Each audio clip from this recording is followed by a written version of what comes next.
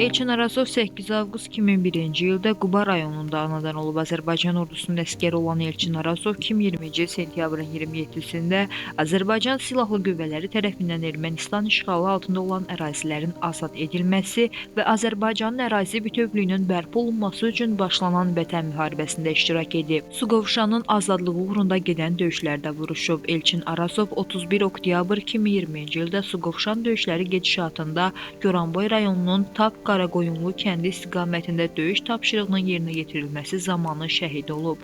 Azərbaycanın ərazi bütövlüyünün təmin edilməsi uğrunda döyüş əməliyyatlarına qatılan və hərbi hissə qarşısında qoyulmuş tapşırıqların icrası zamanı vəzifə borcunu şərəflə yerinə yetirdiyi üçün Azərbaycan Prezidenti İlham Əliyevin sərəncamlarına əsasən Elçin Arazov ölümündən sonra Vətən uğrunda cəsur döyüşçü və Suqovuşanın azad olunmasına görə medalları ilə təltif edilib.